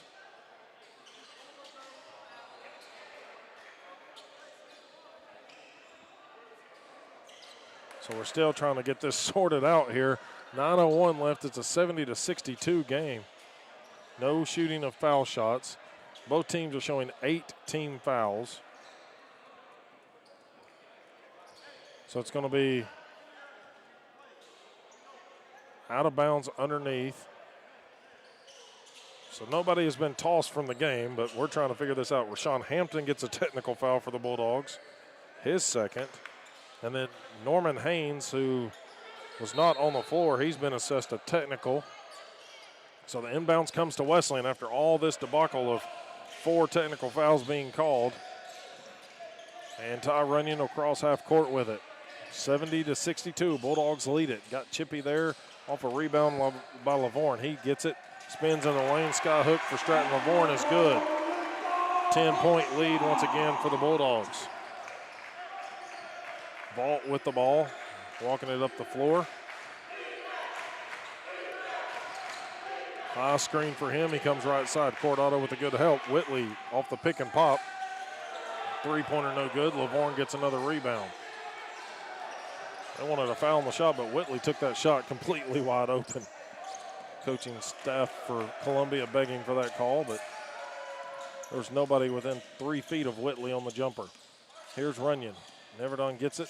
Goes behind the back dribble. Step back 3 right over Brassfield, and it's in there. Step back 3 for Charles is good. Under 8 we go. Wesleyan back up by 13 here. Emotions running high against Columbia. Their first trip to James L. Robb, at least for most of them. A couple of them transferring in from familiar schools. A foul called down low on Runyon. It's going to be Ty's third foul.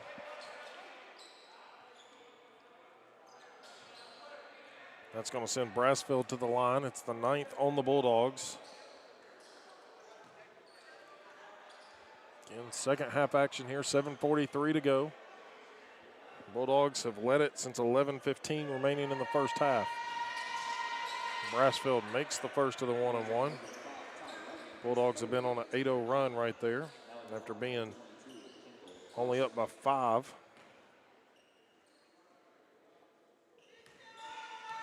Brassfield at the line for the second. This one short. Rebound collected here by Rashawn Hampton. Hampton crosses midcourt. Quick crossover, trying to get past Brassfield. They'll set up the offense. Drops it to Neverton on the screen. Fakes the dribble around, takes another three, missed it. Rebound battle for Runyon, comes out of there with it. Got it right in front of the outstretched arms of Washington. Here's Hampton, close to stepping on the half-court line. Instead, he'll step to the three-point line. Off to the right it goes, chased down in the corner by Vault. Neverton trying to stay there with him. Drive by Vault going coast to coast. Going to get called for the foul or the Bulldogs here as Vault kind of went flying in. Two-shot foul. This one's going to be on Rashawn Hampton, his third.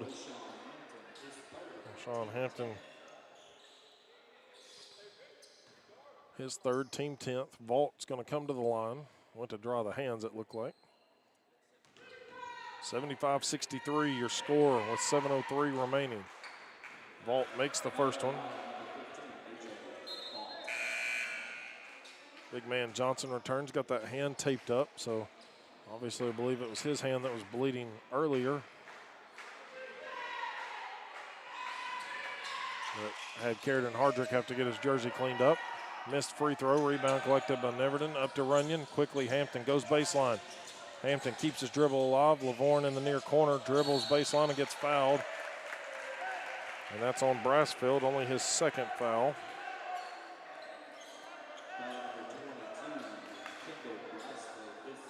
One and one for Stratton Lavorne. Ty Hurst standing up behind Coach Casey, helping talk some of the players through it between Runyon and Coronado from the bench. So being a senior leader right there. Lavorne makes the first of the 1-and-1, 76-64. 6:54. Columbia with 9 fouls. So the next one will put Wesleyan in a double bonus. Missed on the second free throw by Lavorne. Up the quick left side, Vault drops it to Brassfield, and Brassfield gets up and under for a reverse lay-in. 10-point game, 6:40 to go.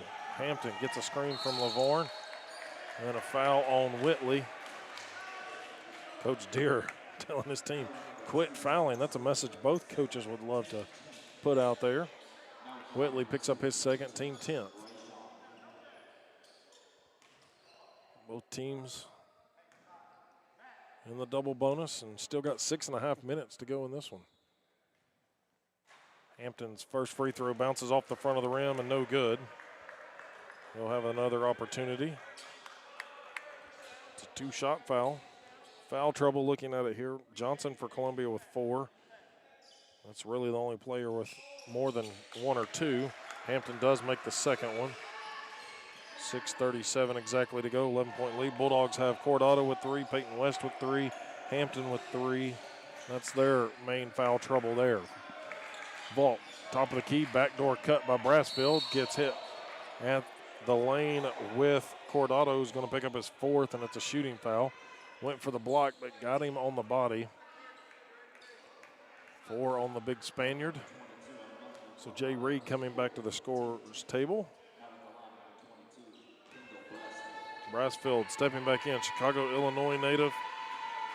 64% shooter on the season, makes the first one.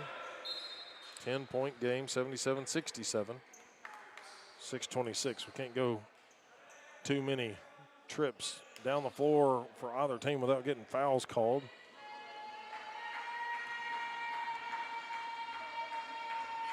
Brassfield's second one is good. Converts both at the line, 9-point game. Runyon with the ball. Bounces across midcourt to Hampton. Hampton trying to get it back to him. It's stolen away. Here's Washington, goes up, and Runyon's going to foul him. And that's going to be the fourth on Runyon. It's going to send Washington to the stripe, 78% shooter. Hurst is going back to the scorer's table. He'll get Runyon with the 4 fouls, 6:14 to go. Again, roughly 10 seconds run off the clock, and we have another foul. We've had about 3 or 4 trips straight of that. First free throw, no good. Actually, Hampton's going to check out. Runyon's going to stay in with 4 fouls.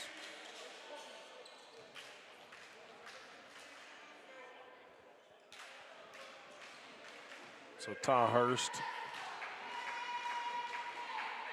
steps to the lane to rebound as the second free throw is good here. It's an 8-point game. Washington goes 2 for 2 at the line. Left corner, it goes to Neverton, back out to Runyon. Wesleyan trying to keep this lead of 8 or more. Out to Lavorne, quick pass to Hurst. He'll take the corner 3, far side, bounces up and over. Johnson gets the rebound. He'll clear it out to Whitley. Now over to Vault. Vault slowing down the pace. 5:45 to play here in the second half. Appalachian Athletic Conference basketball right here on WJSQ. Runyon able to take it away, and now a foul late. Runyon had possession of the ball, and the foul was called late. They're going to get Ty Runyon. That's going to be 5. He's going to foul out of the ball game. And so Runyon is going to have Amari Young check in for him. And Ty Runyon had the steal in the hands, took the ball straight away from Johnson, but unfortunately draws his 5th foul with 5:39 to go. 2-shot foul, double bonus. He missed the first one. Jay Reed and Ty Hurst just working on the rebounding efforts.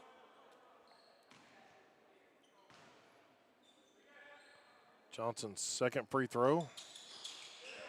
Rolls it home. It's a 7-point game.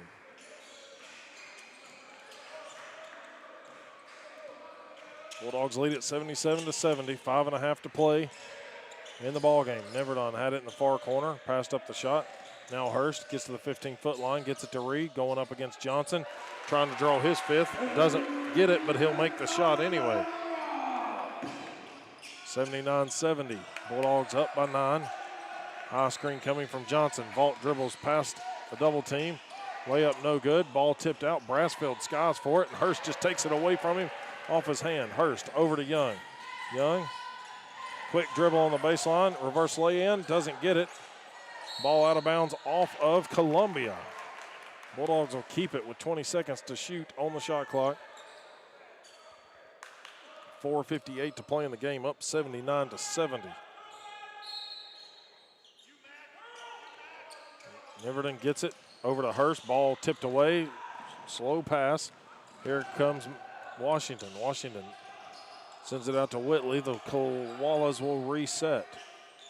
Young up there. Got the 5-second call started on Vault. Don't know why it stopped there. Didn't really make any moves. Lob down to Johnson. Back to the basket, working against Jay Reed. Jay Reed trying to straight up with him. Washington takes a 3 on the right wing, and it's good. 79-73 with a timeout on the court. Koalas come out to half court talking to their people, but timeout on the court. A full timeout. We'll take it with them. Back in 60 seconds. Back in 60.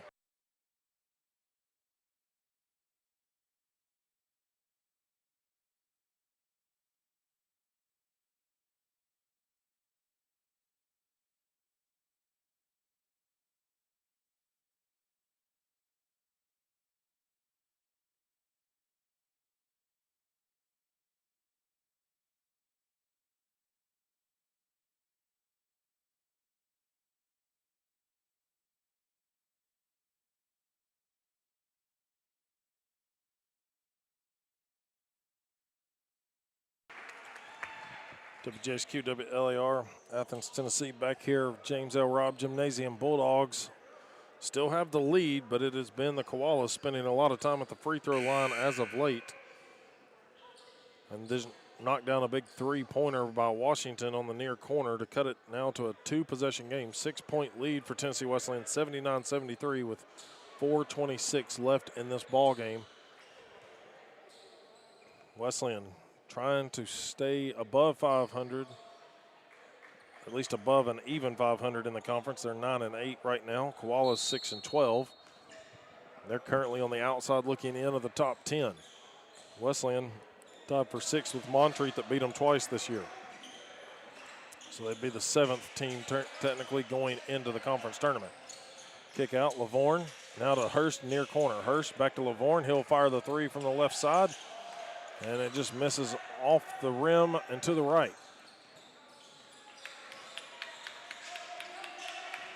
Vault takes it up the left side of the floor. Lobs it down low to Johnson. Reed trying to body up with him. Johnson across the lane, kicks it to Washington like they just did a minute ago, but this three is short. Reed collects the change, gets it out to Young. 3:45 to go, still 79-73, Bulldogs in front. Behind the pass to Jay Reed, he gets the foul and the shot. We'll see who this one's on. This one is on 22, Kendall Brassfield, his third. 81-73, Bulldogs in front by 8 now with 3:39 to go. Jay Reed going to the strike for the and one opportunity again. Reed with 15 points on the evening, 6 rebounds as well. Charles Neverton leading 18 points for the Bulldogs. Hurst was 17. Brassford's got the 23 for the Koalas, averaging 12. Reed does make it at the line, 82-73. Young gonna guard Vault full length of the floor. Young with only one foul, close to getting a second one there. Him and Vault exchanging hand slaps. Vault driving in, Neverton got a hand on it, blocked by Lavorne, picked up by Hurst on the baseline. Hurst up to Reed, Bulldogs have numbers. Quickly, Lavorne, touch pass to Neverton in the corner. Three is in there for Charles Neverton. Just like that, the Bulldogs back in front by 12. 3:06 to play. Big momentum swing there for the Bulldogs. Brassfield stripped on the way up. Out of bounds. It goes off of Wesleyan, they say. Ty Hurst was in there helping out.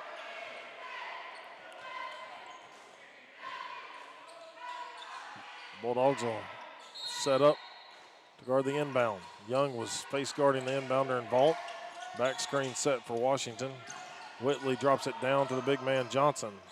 Johnson throws it baseline, ball loose, ball on the ground. Young had it, now the ball's still on the ground. Neverton steps out of bounds with it. A good hustle play nonetheless. It'll be Columbia's ball underneath. Or actually side out of bounds, correction. 2:48 remaining in this one. Shot clock to 10 seconds since possession never really changed. Charles never possessed it. He just was touching it and on the end line. Official will re-hand it to the inbounder Brassfield. Lob into Johnson. Johnson back to the basket. Sky hook for the big man, no good. Battling for the rebound out off of Jay Reed, they say. Coach Casey telling Jay Reed to battle. Giving up a height difference there. Johnson listed at 6'8", Jay Reed at 6'5". Inbounds comes to Johnson again. Reed trying to play him straight up. Johnson spins to the lane, draws the foul on the shot, and that one looked clean. More offensive than anything. Jay Reed, though, only his first foul. Again, both teams in the 10-team bonus, so it doesn't matter what the foul count is now. Johnson, though, he's played for a while with 4 fouls. Johnson's first of the 2 bounces out of the rim. Coach Casey, the often heard phrase in basketball, ball don't lie, whispered to the scorer's table there. Johnson does make the second one, 85-74, 11-point game, 2:40 to go. Young and Lavorne in the backcourt. Lavorne going to be the man to cross midcourt with it, trying to get free. Lavorne going to call the timeout for the Bulldogs, and that's actually their first called one.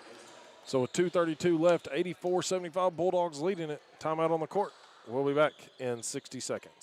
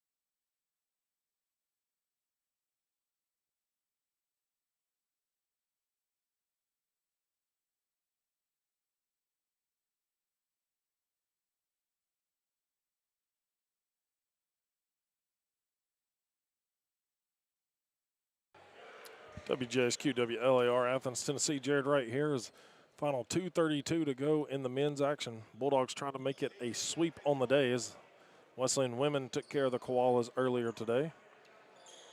Side out of bounds coming for the Bulldogs. Hurst to inbound it. Jay Reed, Charles Neverton, Amari Young, Stratton Lavorne. Hurst quickly goes in. They go after the big man trying to draw the foul on Johnson. That's exactly what it looked like, but couldn't get it. Hurst took it up strong, but Johnson didn't really move and avoided the foul call. Far side, Washington with it, drives all the way in quickly, blocked by Reed, gets his own board, trying to go up, reverse layup, no good.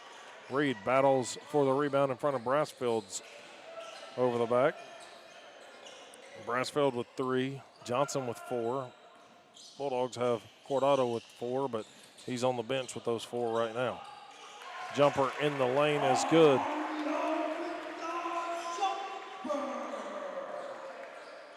87-74 for the Bulldogs. 13-point advantage, 1:47 to play. Just need to keep matching the intensity of the Koalas down the stretch here. Whitley, quick shovel pass. Now they work it back out. Goes between the legs of Vault. Vault, minute and a half to go. Dribbles into the lane. Lost the handle. Somehow gets the floater to fall. And it's good. And Coach Deere is going to call what I have to be his last timeout. It's 11-point deficit. We'll just stay here with you through it as the Bulldogs clinging to an 87-76 lead. The Koalas have battled back, had it down midway through this half, down to 5 points. And then Wesleyan started stringing some runs together, had 8 straight points to push the lead back up to 13. Then the Koalas started running off some of their own shots, most of them at the free throw line. In fact, it was roughly 5 or 6 straight free throw line trips that gave them some points to get it back down to 7. And Tennessee Wesleyan pushed it back above double digits, or above single digits at 12, 85-73 with 3:06 remaining. And now with a minute and a half remaining, lead at 87-76, the 11-point lead. Tennessee Wesleyan trying to pick up their 11th win of the season. Currently in a tie for 6th place in the conference again. Have essentially solidified their spot in Kingsport. Koalas trying to make some noise to get in at the end. Going to need some help to do it too from other teams losing. Here's Hurst quickly across the time stripe. Top of the key, they'll circle it out, just wanting to run some clock. Now they're wanting to create some fouling situations. Lavorne, though, gets it in the far corner for 3. And that one just about puts the icing on the cake for today. It's a 14-point advantage for the Bulldogs, tying the largest of the game with a minute 8 now to go. Whitley going to fire the 3 from the top of the key. It's good for the Koalas. 90-79, Bulldogs still in front. They'll call the timeout from the far side with 55.6 seconds remaining. Timeout by the Bulldogs. It'll be a 30-second timeout. We'll take it with them back in 30 seconds.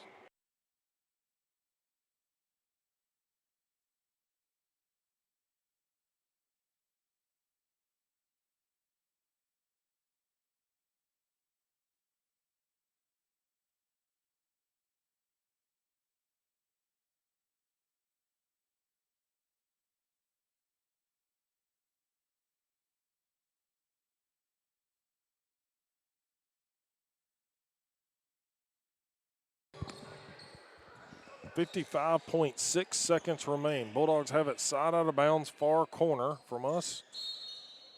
The Green Street side of the gymnasium. Inbounds comes to Young. Young going to try to push it up, middle of the floor. Pass intercepted by Vault. Koalas quickly working into Brassfield and blocked by Stratton Lavorne. Again, blocks a dunk attempt. Hurst gets it middle of side court and gets fouled on the sideline by O'Bannon. 41.8. It's an 11-point game, 90-79. The Bulldogs lead this one. It's going to be on Mendez, who's into the ball game here. Actually, I don't see Mendez out there, so the foul's going to be on O'Bannon.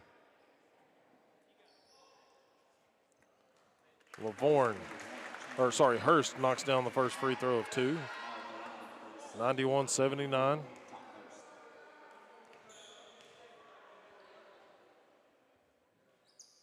Second one by Hurst is good as well, 92-79. Stratton Lavorne's 3 a moment ago thought it put the icing on the cake, but Koala's still battling. Layup missed. Reed clears out the rebound, trying to get it free of the triple team that he's in. And Ty Hurst is going to call the timeout as Jay Reed got stuck in a triple team.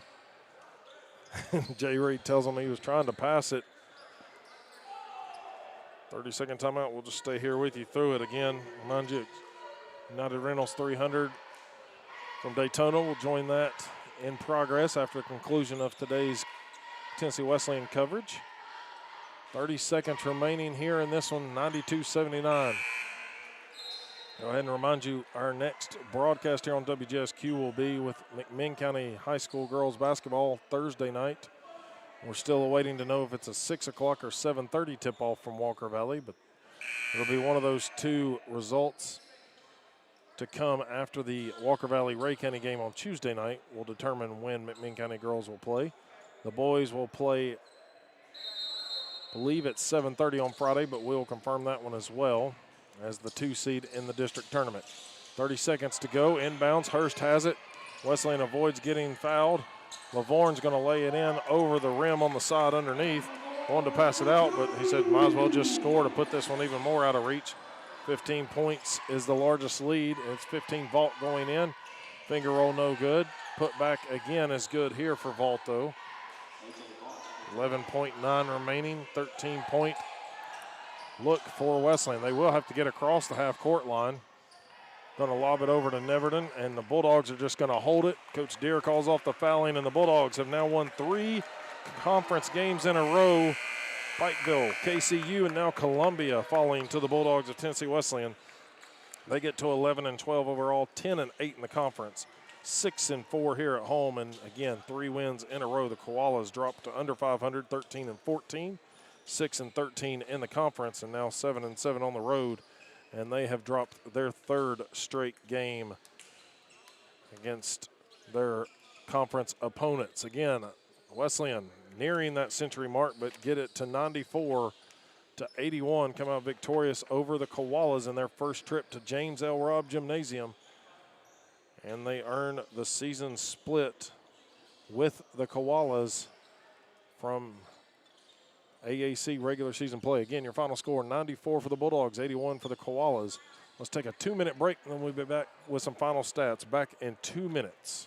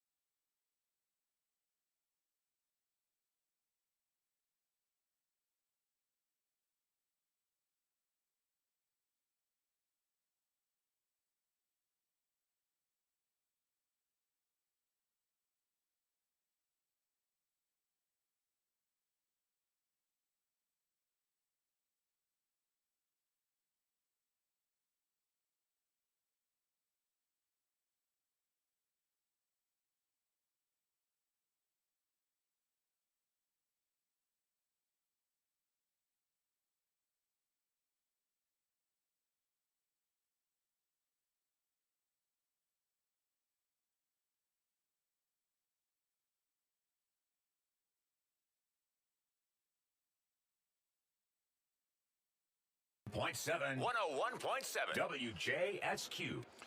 The Bulldogs and Lady Bulldogs take down the Koalas here from James L. Robb this afternoon, 94-81 in the men's tilt, where the Bulldogs get their third win in a row. Lady Bulldogs 2 wins in a row, KCU and Columbia falling victim to them. So both teams playing really well down the stretch here in the regular season. They do have a tough date with Milligan this coming week, as they will travel up to the Tri-Cities for a tip-off next Wednesday night. We will not have that one, of course. Our next broadcast for Tennessee Wesleyan will be a week from tonight when Truett McConnell comes to town for senior night, or senior afternoon, roughly, as the Bears and the Bulldogs will face off then. And again, McMinn County next Thursday and Friday night, times to be determined as well as opponents. But talking of Tennessee Wesleyan basketball, the Bulldogs end the night shooting above 50%. One of their best shooting performances of the year, 50.7%, 37 of 73. They assist on 17 of 37 made shots. Koalas 30 of 70, 42.9%. They assist 8 of 30 made shots. Behind the arc, Bulldogs get the advantage there, 9 of 27 for 33.3%. Koalas 21.4%, 3 of 14. Free throw line, Bulldogs knocked down 11 of 15 shots, 73%, compared to the 18 of 31 for 58% for the Koalas. Both teams 10 turnovers apiece. Tennessee Wesleyan gets only 9 points off of the 10 turnovers by the Koalas. Columbia gets 3 more, 12 points off of the 10 turnovers by Tennessee Wesleyan. And then rebounding. Bulldogs had a close battle there at the half. They were out-rebounded 23-19 at the half, and then in the game being out-rebounded 49-36 against the Koalas. 23 offensive, 26 defensive, 9 offensive for the Bulldogs, 27 defensive for Tennessee Wesleyan. Steals 6-5 in favor of Wesleyan, 4-2 in blocks in favor of Tennessee Wesleyan. Wesleyan's bench points combined for 45 versus the 11 of Columbia, and second chance points, it is 19-10 in favor of Columbia. They did a good job of offensive rebounding and putting him back in there. Brassfield leads all scorers with 23 points, 8 boards for the Koalas, and then Vaught and Johnson with 16 points apiece. Johnson also with 15 rebounds for the Koalas. And then Charles Neverton leads the team, 21 points, 3 boards, 1 assist. He was 5 of 8 from behind the arc. 19 points by Ty Hurst, 7 boards, 6 assists. 16 points by Jay Reed, 8 rebounds, 2 assists, and then 13 points by Stratton Lavorne, 3 rebounds, and probably none bigger than the three-pointer he had down the stretch with a minute left, because Columbia Coach Randy Casey joins us. Columbia, even with 68 seconds left, was still pressuring, trying to make a comeback down double digits. No question. It was, the thing with Strat, he had missed a couple before that, and I said, man, the most important shot you're going to shoot is the next one. So I said, but if they're in that zone, we're gonna skip that thing to the corner to you, knock it down, and he did. It was a big shot. Our guys, at first we didn't rebound well in the first half. We gave them too many offensive rebounds. They were 10 in the first half, and that's too much. They're very athletic, and the thing we didn't do was we weren't physical enough early. But again, it's a situation where we figured out a way to win when we didn't. We played better than that in the recent past. But the mark of a great team is you figure out how to win when you're not at your best. And I feel like everybody that came in really contributed for us. Ty Runyon was great again, off the bench for us. Charles and Ray, obviously Charles is locked. He's locked in. He's a sniper, and Ray Hampton is playing really well off the bench for us as well. So, and then Stratton Lover playing extremely well for us.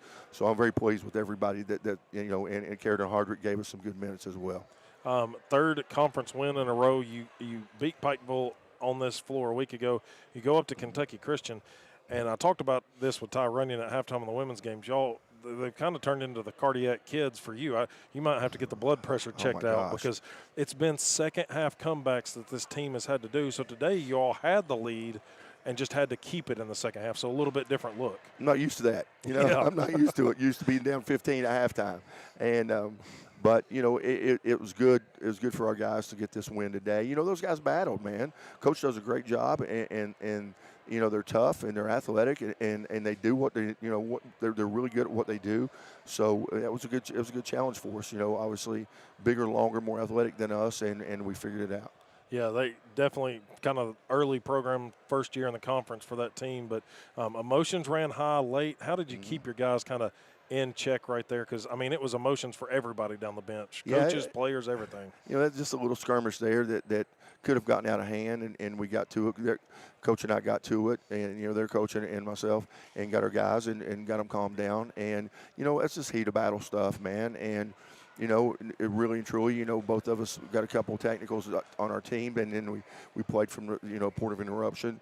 So, you don't ever like to see anything like that, but you also don't want your guys to back down from a challenge. So, it's one of those situations where, hey, all right, they're going to do that. We're going to not be stupid, but we're also not going to put our heads down either. Right. And credit to you all and to Coach Deere and his staff for getting it in check, because emotions really didn't get escalated after that as far as chippy and stuff. I mean, everybody was playing at a high level. Obviously, it's kind of been a roller coaster season. We talked about some comebacks, some not comebacks, but you're kind of locked in a tie right now with Montreat, who does have the 2 wins over you, so they hold the tiebreaker. So 7th spot. Essentially have locked your place into Kingsport. You expect to be in Kingsport, but you got 2 big games to finish this regular season. Kind of where do you all have to go from here and not start looking towards Kingsport? Well, that's the thing. We started out last week talking about, going Saturday to Saturday 3-0. And we can't win. And we talked about, okay, we're going to go 1-0 Saturday, 1-0 on Wednesday, and we're going to go 1-0 on next Saturday. So now we're 3, and we're going to do the same thing again next week. We're going to go try. Our goal is to go 2-0.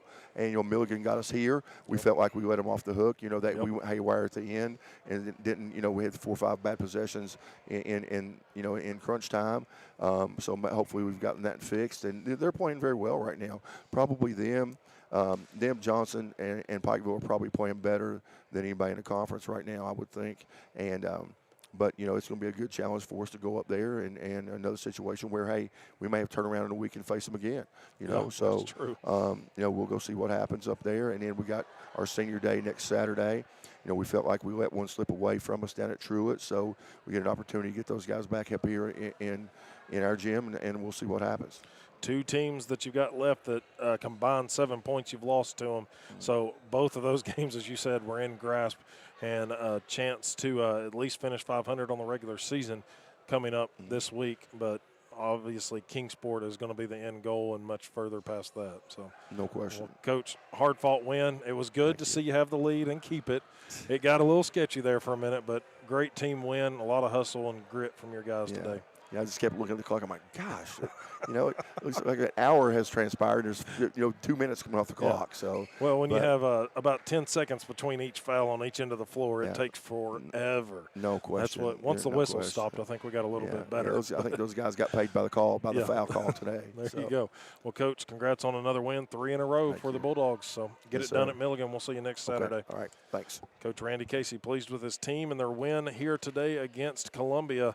Again, a newcomer to the conference, but the Bulldogs handle it in convincing fashion, 94 to 81. Your final score from James L. Robb Gymnasium. Once again, thank you to Anna Crowder, Ty Runyon for joining us, Coach Jason Smith, and Coach Randy Casey for the post-game interviews as well.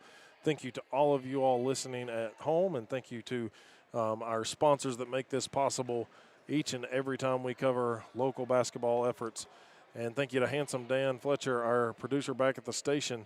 But that'll wrap us up. We'll see you Thursday for McMinn County basketball, Thursday and Friday, and then next Saturday for Tennessee Wesleyan's regular season finale. But that'll do it for WJSQ WLAR Sports. This is Jared Wright. Have a great night.